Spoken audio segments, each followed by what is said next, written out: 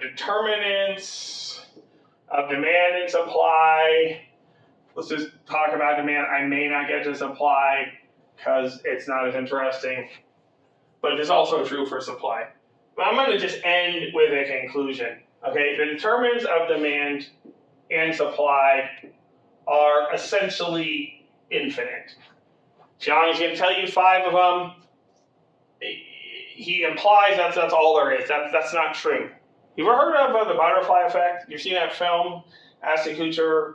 He got better. I always considered him a pretty lame actor, but the point of the film, it's a bit dark, the point of the film was good. Okay, as Aleister Crowley once said, the flapping of a sparrow's wings, or I think he had sparrows, they don't have hummingbirds in Britain, can affect events on Pluto. You know all about that. Just Google the butterfly effect. I don't want to go into details, but because of the butterfly effect alone, we know that just about an infinite number of things might change demand or they might change supply. Okay, so you have to know right now there's an infinite number of things. And I want you to know that because at times you're going to have to figure out,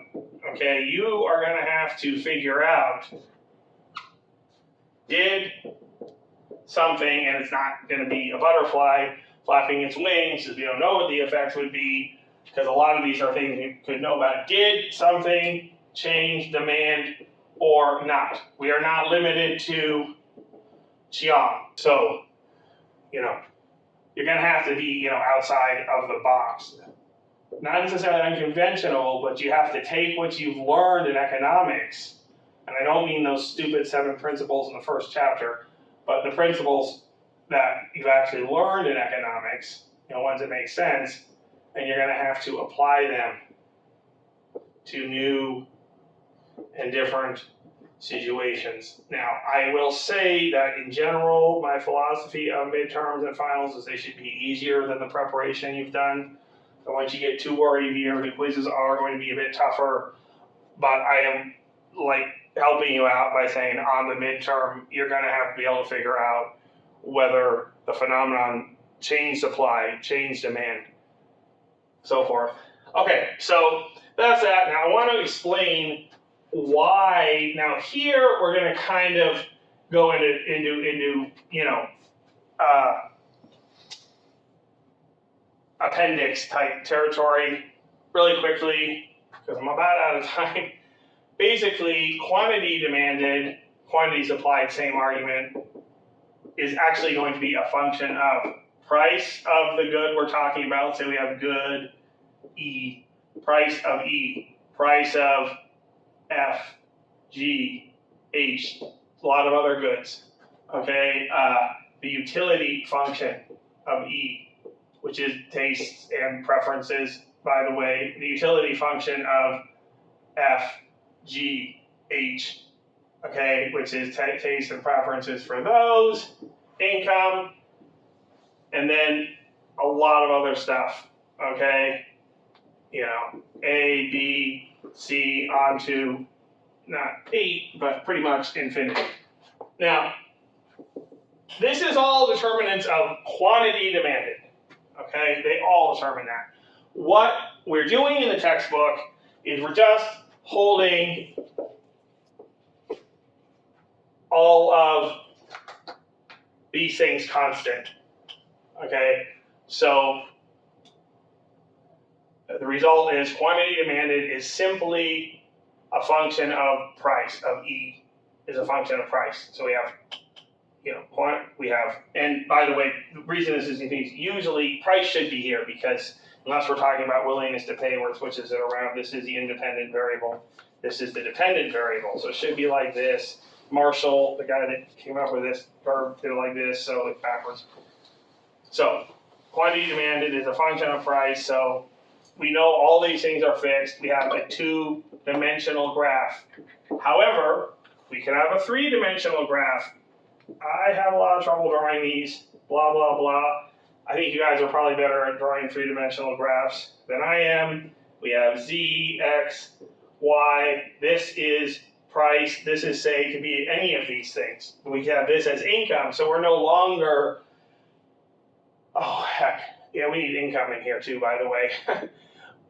we had been keeping it fixed, all this other stuff. We're no longer keeping income fixed. So if income and price, those are both going to have quantity demanded.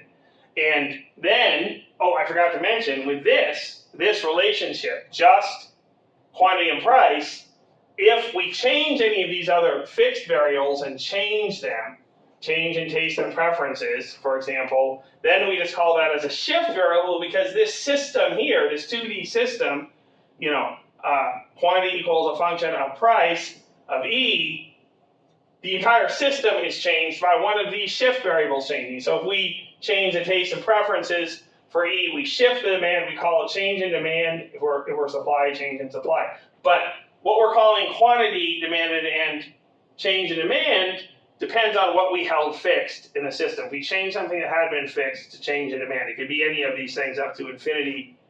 And if this were a 3D graph with price and income, then we would have to say, this is not common to use, but we had, income variable, we have price variable.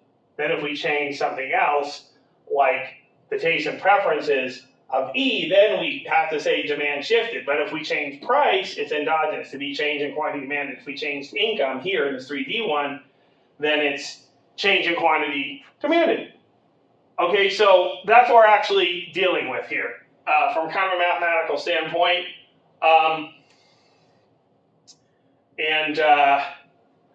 Yeah, something else I wanted to say. Right, I was just going to quickly tell you, by the way, we have we have quantity equals function of price, and this is in our standard 2D one. And by the way, we can do an infinite number of dimensions, second, third, fourth, fifth, infinity. We can only graphically show up to the third dimension. The fourth dimension in this context is not time. So it's a function of price, income, the taste and preferences for E, the taste and preferences for all other goods, okay? But we can actually simplify this to 1, so we'll just call it F. It's often just called money. Money essentially means all other goods except for E. In here, so it's a function of the price of E and the price of, well, all other goods is money, right? So basically, we need this to get any kind of a demand curve. Okay, so these that are mentioned by Xiang, we need these to get even a 2D demand curve. We need to know all of this. We can't add things like expectations to it, but that's it.